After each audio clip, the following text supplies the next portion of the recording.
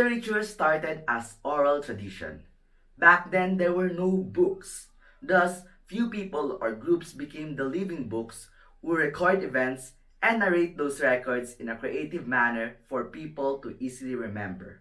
Back then, books were rare and tedious to compose, but the spoken word, which is the literature of oral tradition, folklore, and tales, was a living vital incarnation of human thought and expression. I present you a quick history of oral interpretation that is focused on the Western perspective.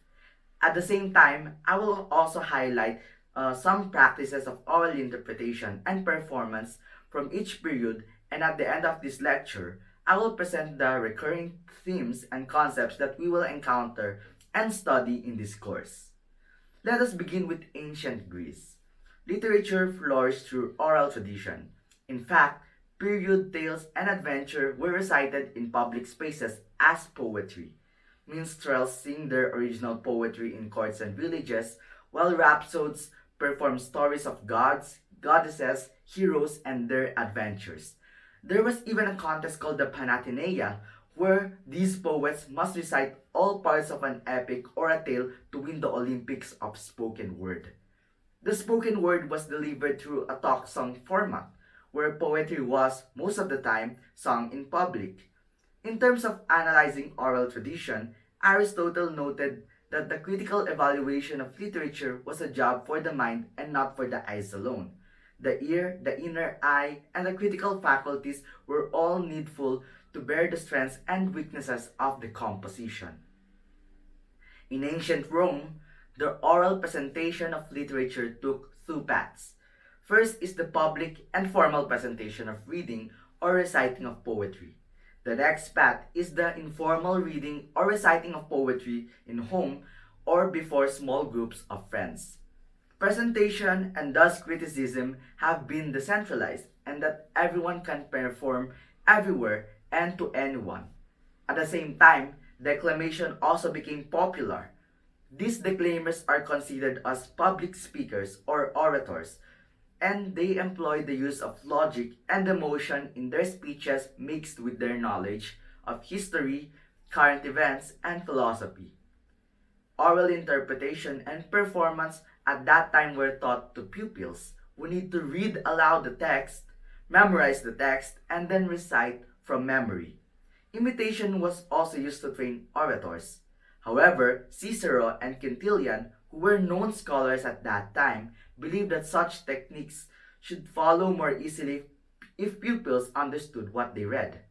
Both Cicero and Quintilian recommend the use of literature as a means of freeing emotional expression in reading and speaking. Both realize the importance of vocal quality and gesture in helping a speaker express and the emotion he felt and sought to arouse in his audience. From ancient Greece to ancient Rome, and even during Europe's medieval period, literature was meant to be sung or be recited in public. If ancient Greece and Rome focused on poetry and tales, the medieval period in Europe focused on reading and expounding the Bible and studying the lives of the saints. Reading the Bible aloud in church was a trend at that time because Bibles were limited, and reading the Bible aloud is also one effective way to spread the religion around Europe. Scholars and priests used the art of rhetoric to deliver sermons and in reading the Bible aloud.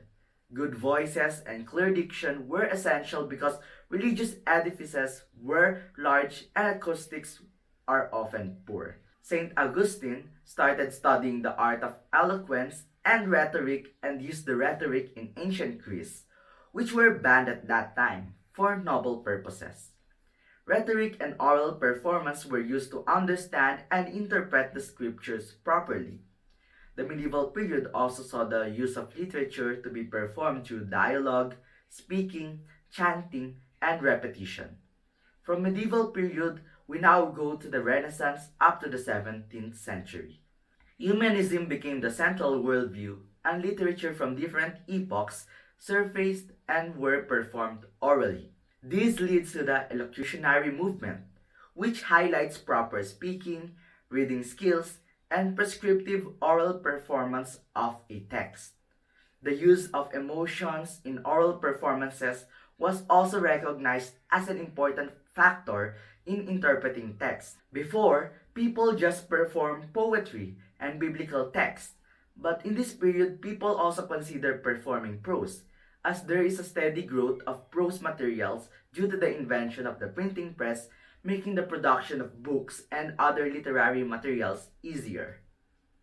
The 18th and 19th centuries saw the standardization of the English language, and people were interested in articulating its language correctly. Thus, this period also saw the increase of teachers of speech arts.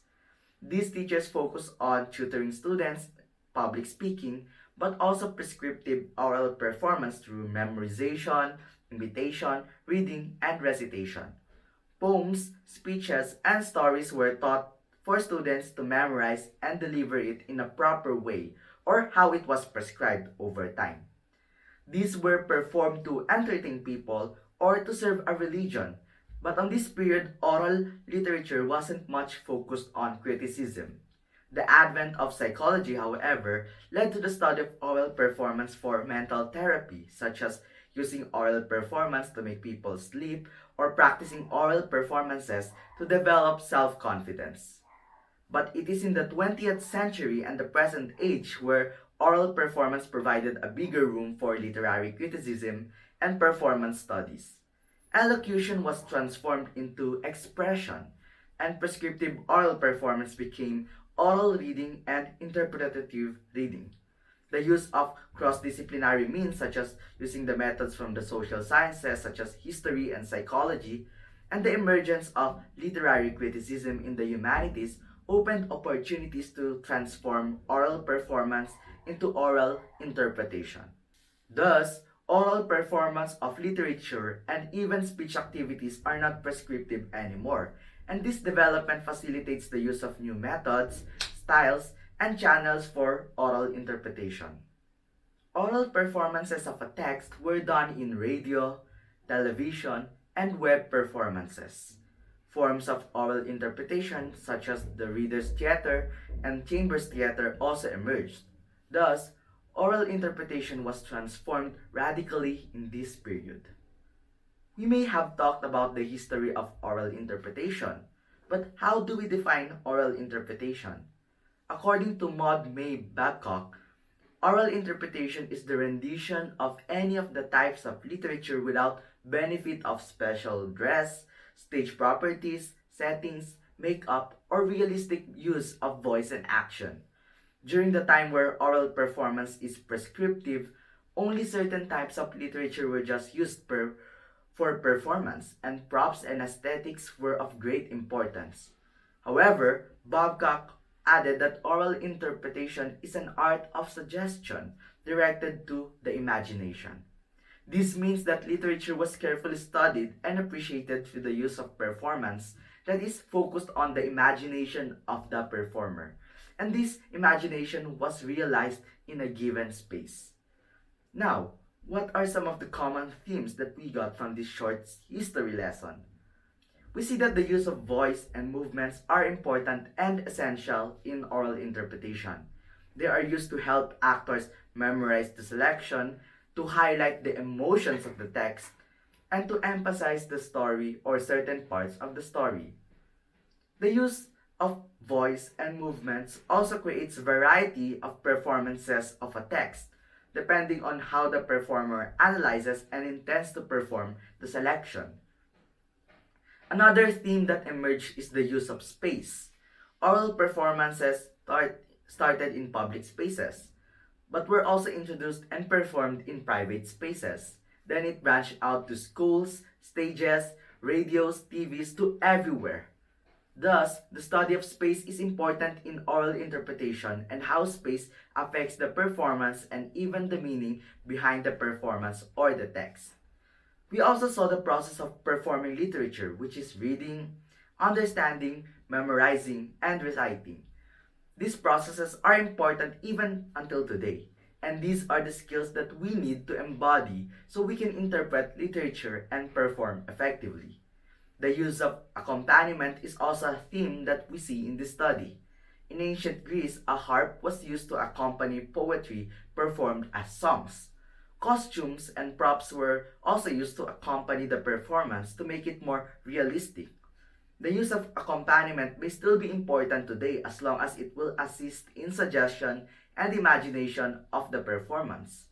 And the last common theme that we found is the use of literary criticism in understanding the text and assisting the performance. Oral interpretation should not be prescriptive, but the performer must be able to understand the text by studying it, and that they must appreciate it first before helping others to appreciate true performance. Thus, literary criticism must be used to be more critical in understanding the text and to widen the knowledge of the performer to literature. Oral performance was used to remember history and to store culture. It was also used to spread ideas and also to improve communication skills. It was used to entertain the audience.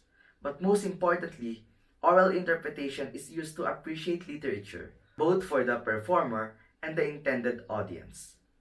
Oral interpretation developed throughout time, and the period of pandemic and lockdowns opened opportunities to rethink about performance and oral interpretation today.